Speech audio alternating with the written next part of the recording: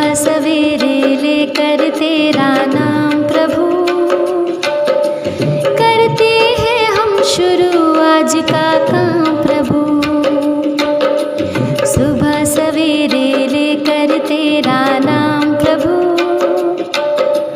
करते हैं हम शुरू आज का काम प्रभु। शुद्ध भाव से तेरा ध्यान लगाए हम, विद्या का वरदान तुम्हीं से पाए हम।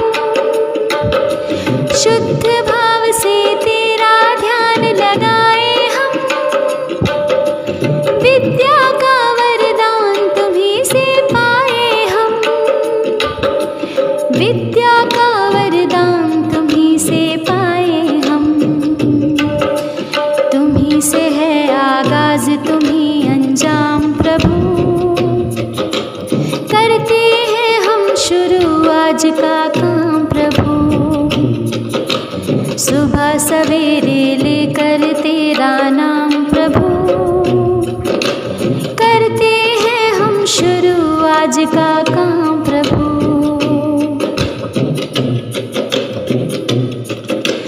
गुरुओं का सत्कार कभी ना भूले हम, इतना बने महान गगन को छू ले हम। गुरुओं का सत्कार कभी ना भूले हम, इतना बने महान गगन को छू ले हम। इतना बने महान गगन को छू ले हम। तुम्हीं से है हर सुबह तुम्हीं से शाम प्रभु, करते हैं हम शुरू आज का काम प्रभु। सुबह सवेरे लेकर तेरा नाम प्रभु, करते हैं हम शुरू आज का काम प्रभु। सुबह सवेरे लेकर तेरा नाम प्रभु, करते हैं हम शुरू आज का काम प्रभु। करते हैं हम शुरू आज का काम प्रभु। करते हैं हम शुरू आज का काम प्रभु। करते हैं हम शुरू आज का काम प्रभु। नमस्कार। आज का सुविचार, यदि आपको पहली बार में सफलता नहीं मिलती है तो फिर से कड़ी मेहनत करें। If at first you don't succeed try hard work. कहने का तात्पर्य ये है प्यारे बच्चों कि हमें असफलता से कभी घबराना नहीं चाहिए, बल्कि कड़ी मेहनत करनी चाहिए, इस विश्वास के साथ कि सफलता अवश्य मिलेगी। आज के लिए इतना ही। धन्यवाद। शुभ प्रभात। आज का शब्द है पब्लिश। PUBLISH।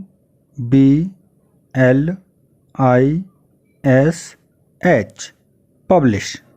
पब्लिश मीन्स प्रकाशित करना। A writer publish a new book every month. एक लेखक प्रत्येक महीने एक नई पुस्तक प्रकाशित करता है। He had published a music album। उसने एक संगीत एल्बम प्रकाशित की। आपका दिन शुभ हो। धन्यवाद। गुड मॉर्निंग प्यारे बच्चों, चलिए देखते हैं आज की मज़ेदार पहेली क्या है। आज की पहेली है, 4 हैरानियाँ पर एक है राजा, हर काम में उनका साझा, रहते हरदम संग संग। एक बार फिर से सुनिए। 4 हैरानियाँ पर एक है राजा, हर काम में उनका साझा, रहते हरदम संग संग। सोचो जरा, सोचो इसका उत्तर क्या हो सकता है। ये हमारे पास ही होता है। सोच के बताइए। बिल्कुल सही, इसका उत्तर है अंगूठा और उंगलियां। धन्यवाद। सुप्रभात बच्चों।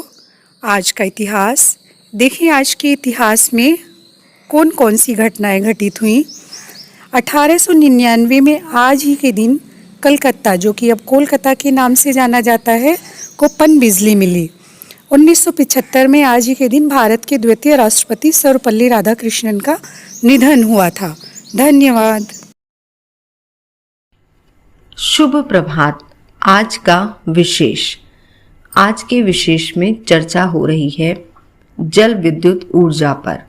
गिरते हुए या बहते हुए जल की गतिज ऊर्जा से जो विद्युत उत्पन्न की जाती है उसे जल विद्युत कहते हैं। यह बिजली प्रदूषण रहित होती है। बच्चों, पन बिजली शब्द पानी के गुरुत्वाकर्षण बल के उपयोग के साथ विद्युत उत्पादन से संबंधित है। पहला टरबाइन रोमनों द्वारा बनाया गया था, जिन्होंने इसे रोटी की तैयारी के लिए आटा पीसने के लिए इस्तेमाल किया। औद्योगिक क्रांति के दौरान पानी की मिलें बनाई गईं, जो जल विद्युत ऊर्जा का स्रोत थी। बिजली जनरेटर 19वीं शताब्दी के अंत तक विकसित किए गए थे और इंग्लैंड में वर्ष 1878 में दुनिया की पहली पन बिजली योजना विकसित की गई थी। धन्यवाद। सुप्रभात। आज की प्रश्नोत्तरी।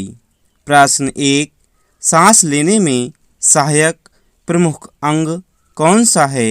इसका उत्तर है फेफड़े। प्रश्न 2, शरीर में रक्त की सप्लाई करने वाला अंग कौन सा है? इसका उत्तर है हृदय। प्रश्न 3, रक्त को साफ करने वाला अंग कौन सा है? इसका उत्तर है किडनी। प्रश्न 4, शरीर की सभी क्रियाएं नियंत्रित करने वाला अंग कौन सा है? इसका उत्तर है मस्तिष्क। धन्यवाद। गुड मॉर्निंग बच्चों। आप बंदर की शैतानियाँ जानते हो ना कैसी होती हैं? कभी कुछ करते हैं, कभी उल्टी सीधी हरकतें करते हैं। तो चलिए आज मैं आपको बंदर का एक बहुत ही प्यारा सा बाल गीत सुनाती हूँ। देखो बच्चों बंदर आया, एक मदारी उसको लाया। कुछ है उसका ढंग निराला, कानों में है उसके बाला। फटे पुराने रंग बिरंगे, कपड़े उसके हैं बेढंगे। मुंह डरावना, आंखें छोटी, लंबी दुम थोड़ी सी मोटी।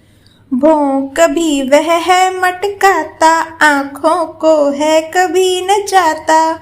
ऐसा कभी किलकिलाता है, जैसे अभी काट खाता है। दांतों को है कभी दिखाता, कूद फांद है कभी मचाता। Thank you. सुप्रभात। अब वक्त है बाल कहानी का। आज की बाल कहानी है मंत्री जी और कार ड्राइवर। एक बार मंत्री जी कार में यात्रा कर रहे थे। अचानक एक विचार उनके दिमाग में आया। उन्होंने ड्राइवर से कहा, आज हम एक खेल खेलेंगे। आज मैं कार चलाऊंगा और आप पिछली सीट पर बैठोगे। ड्राइवर ने मंत्री जी की बात मान ली। मंत्री जी बड़े उत्साहित थे, क्योंकि मंत्री के रूप में कार चलाने का उनका सपना वास्तविक बन रहा था। मंत्री जी ने कार को 160 किलोमीटर प्रति घंटा पर चलाया, जहां उन्होंने सभी यातायात के नियम, वाहन, साइन बोर्ड और जो भी अपने रास्ते में आया उनको तोड़ते चले गए। संदेश सुरक्षा प्रमुख कार्यालय तक पहुंचा कि एक आदमी सभी यातायात के नियमों का उल्लंघन कर रहा है। इसे सुरक्षा प्रमुख ने शहर यातायात पुलिस को कहा और उनसे पूछा, उन्होंने अभी तक कार के मालिक को गिरफ्तार क्यों नहीं किया है? पुलिस ने जवाब दिया, महोदय, मुझे ऐसा लगता है कि कार में बैठा व्यक्ति एक बेहद प्रभावशाली व्यक्ति है, क्योंकि उसने मंत्री जी को अपना ड्राइवर रखा हुआ है।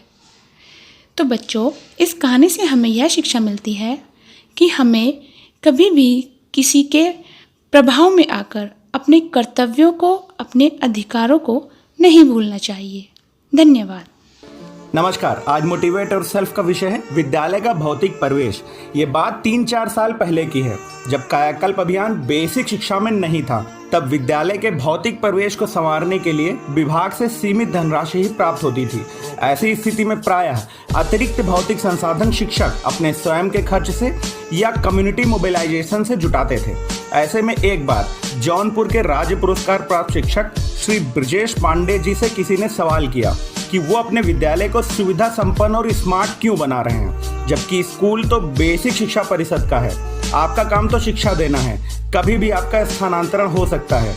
आप ऐसा करके और अध्यापकों के लिए मुश्किल खड़ी कर रहे हैं। कल जो अध्यापक ऐसा नहीं कर पा रहे होंगे उन पर दबाव बनाया जाएगा।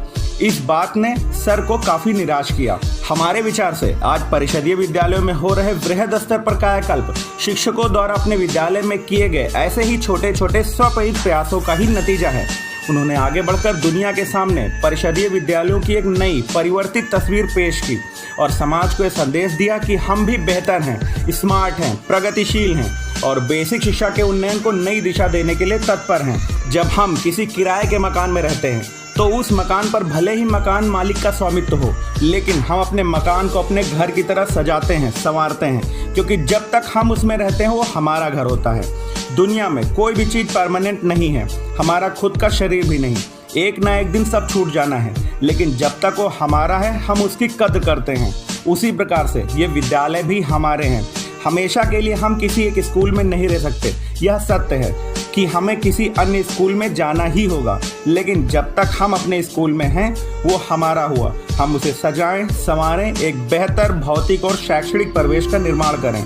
जब हम नए स्कूल में जाएं तो वहाँ भी इसी सोच के साथ सृजन का कार्य करें। धन्यवाद। आपका दिन शुभ हो।